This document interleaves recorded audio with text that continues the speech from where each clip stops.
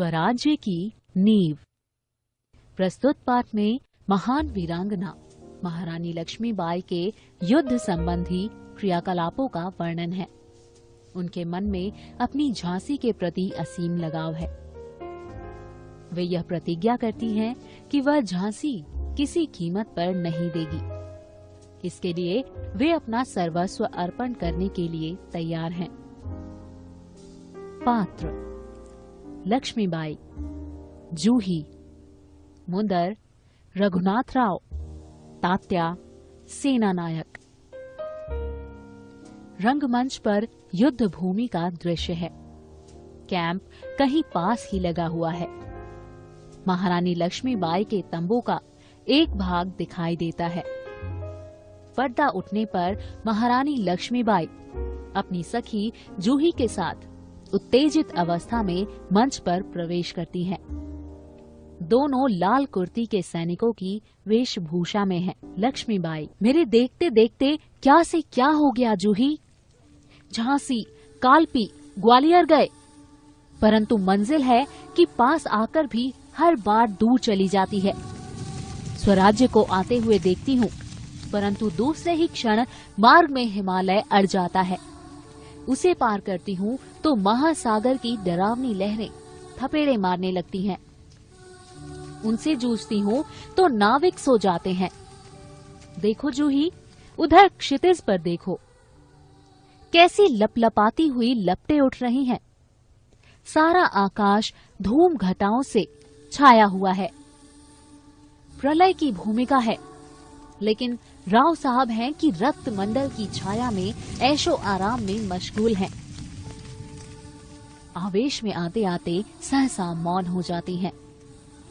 जूही कुछ कहने के लिए मुंह खोलती है कि महारानी फिर बोल उठती हैं।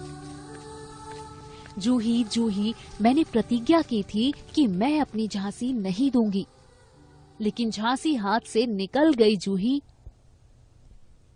सहसा तीव्र होकर, नहीं नहीं, झांसी हाथ से नहीं निकली।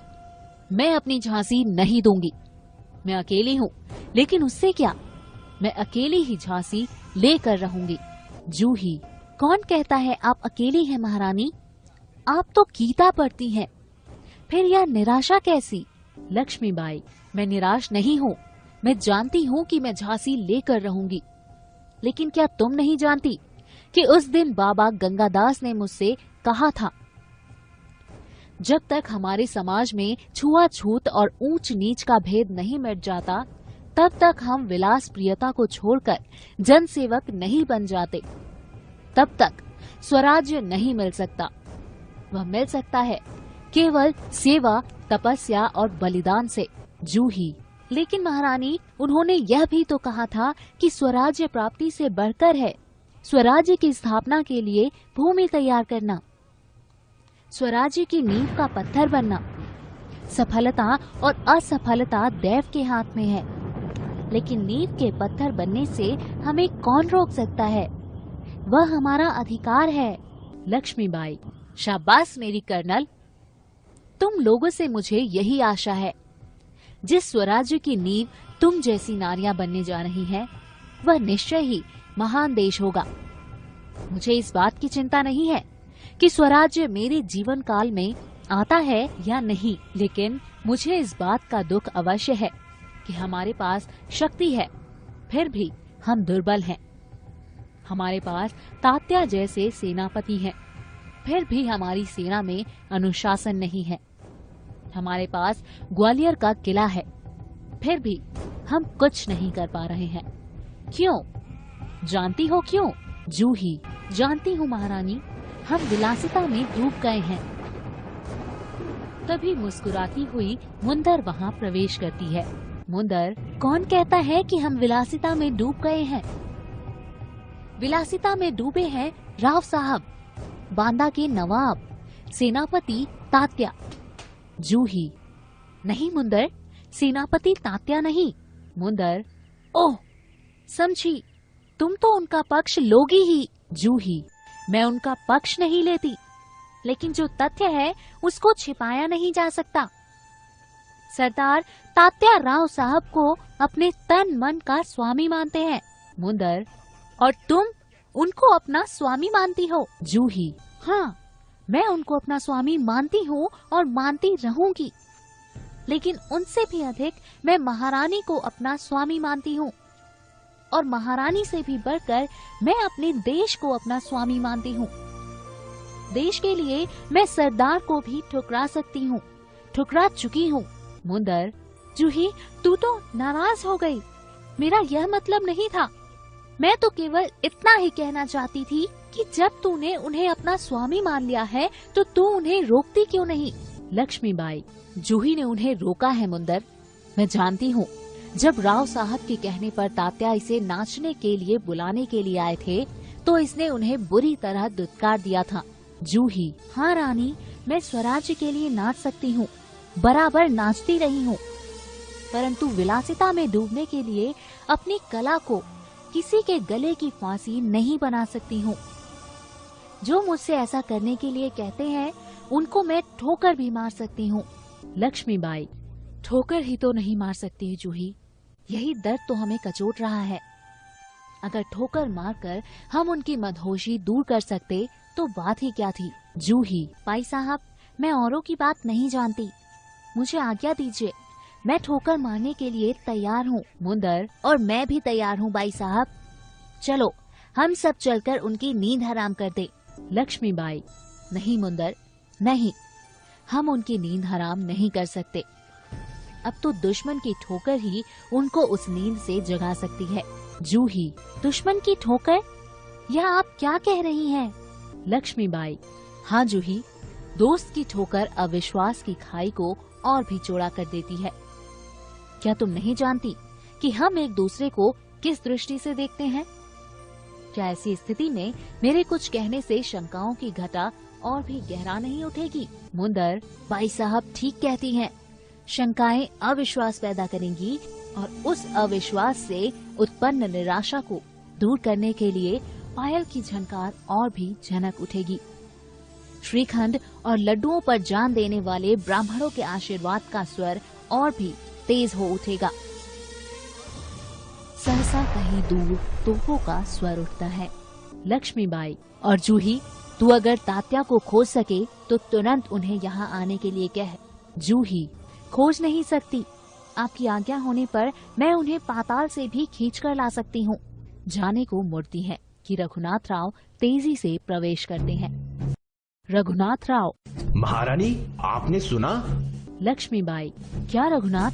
रघुनाथ राव, महारानी, जनरल रोज की सेना ने मुरार में पेशवा की सेना को हरा दिया।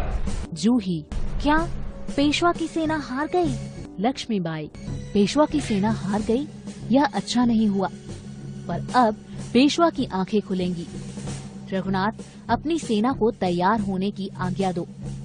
रोज ग्वालियर का किला नहीं ले सकेगा। रघुनाथ राव, मैं जानता हूँ, वह कभी नहीं ले सकेगा।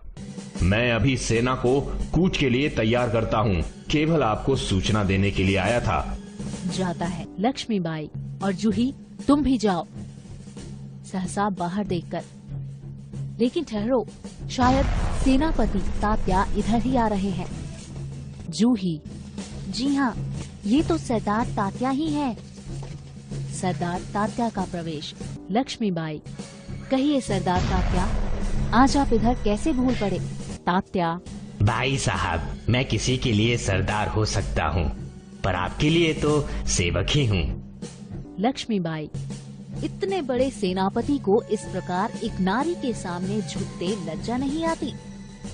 खैर छोड़ो इस बात को, यह तुम्हारी विनम्रता है, लेकिन यह तोपों की आवाज कैसी आ रही है? कौन सा उत्सव मनाया जा रहा है?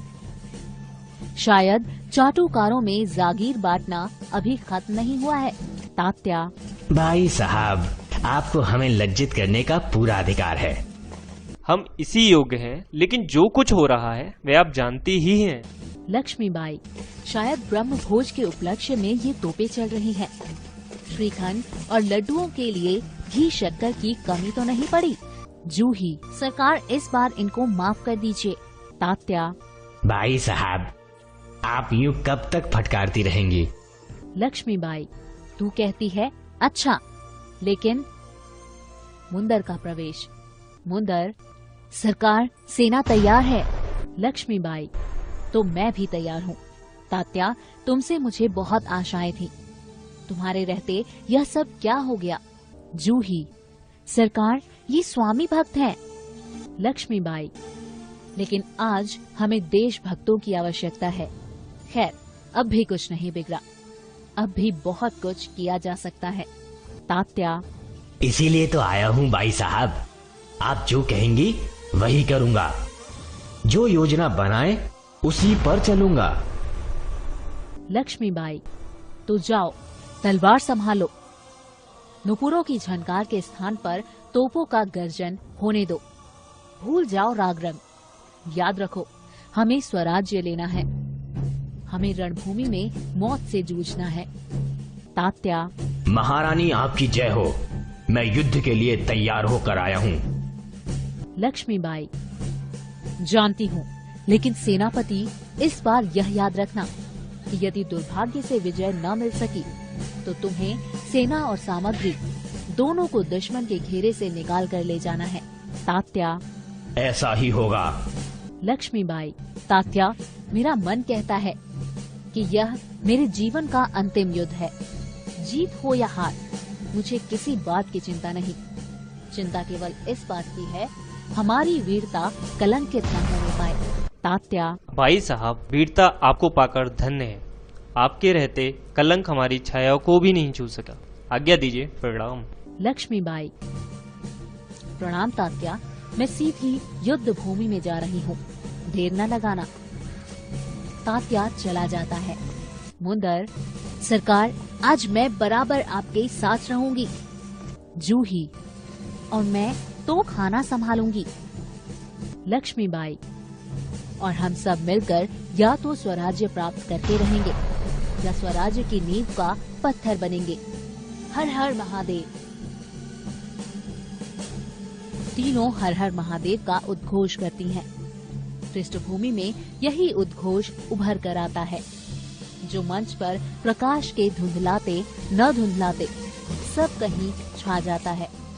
फिर धीरे धीरे शांति छाने लगती है, प्रकाश उभरने लगता है और पृष्ठभूमि में गीता पाठ का स्वर उठता है।